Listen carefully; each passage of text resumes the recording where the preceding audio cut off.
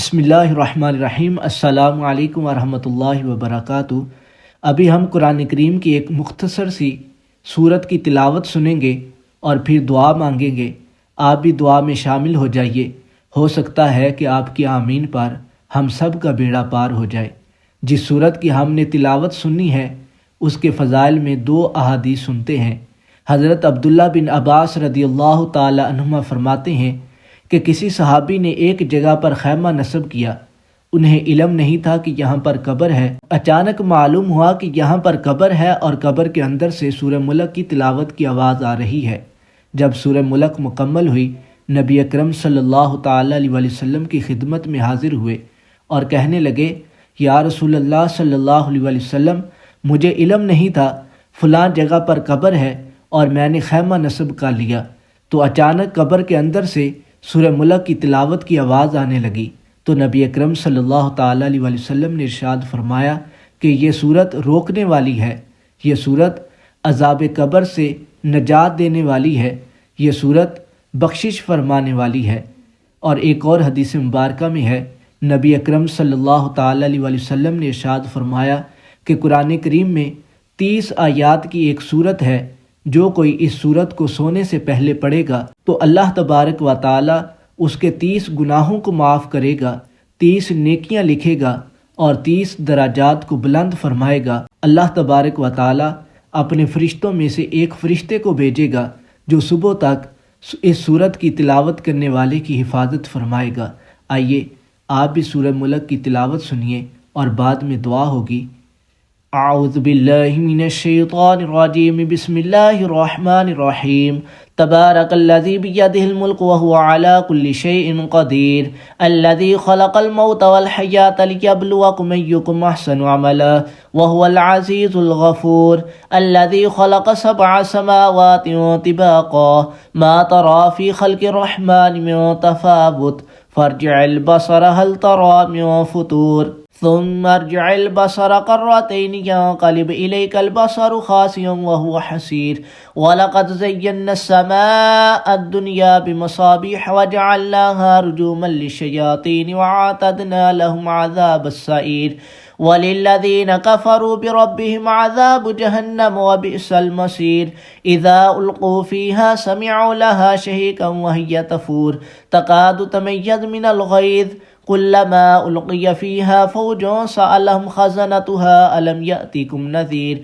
قالوا بلى قد جاءنا نذير فكذبنا وقلنا ما نزل الله من شيء إن أنتم إلا في ضلال كبير، وقالوا لو كنا نسمع أو نعقل ما كنا في أصحاب السعير، فاعترفوا بذنبهم فسحقا لأصحاب السعير، إن الذين يخشون ربهم بالغيب لهم مغفرة وأجر كبير، وأسروا قولكم أو اجهروا به إنه عليم بذات الصدور، ألا يعلم من خلق وهو اللطيف الخبير، هو الذي جعل لكم الأرض ذلولا فامشوا في مناكبها وكلوا من رزقه وإليه النشور، أأمنتم ما في السماء أن يخسف بكم الأرض فإذا هي تمور، أم أمنتم ما في السماء أن يرسل عليكم حاسبا فستعلمون كيف نذير، ولقد كذب الذين من قبلهم فكيف كان نكير، أولم يروا إلى الطير فوقهم صافات ويقبضن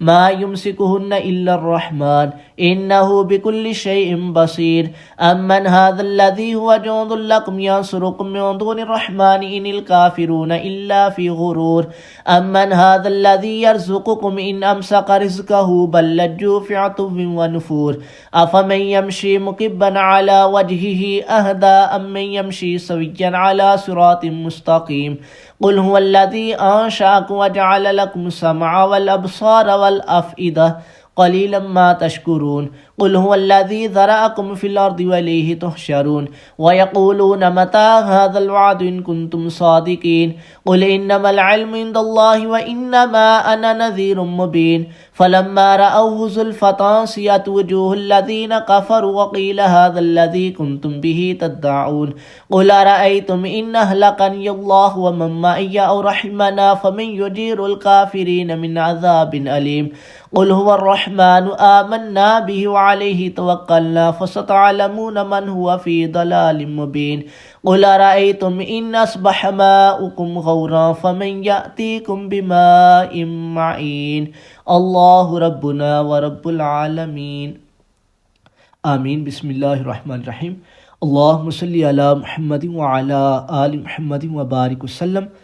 اللہم ربنا آتنا فی الدنیا حسنۃ وفی الآخرۃ حسنۃ وقنا عذاب النار۔ اللہم ربنا ظلمنا انفسنا وان لم تغفر لنا وترحمنا لنکونن من الخاسرین۔ یا اللہ عز و جل قرآن کریم کی تلاوت کی، سماعت کی، اس میں جو کوئی بھی غلطی خطائی سے اپنی رحمت کے صدقے معاف فرما۔ اس کا ثواب تمام انبیاء اکرام، اہل بیت، ازواج مطہرات، صحابہ اکرام، صحابیات، تابعین، تبع تابعین، غوث کتب ابدال، تمام مؤمنین مؤمنات کی روحوں کو پیش کرتے ہیں، قبول فرما۔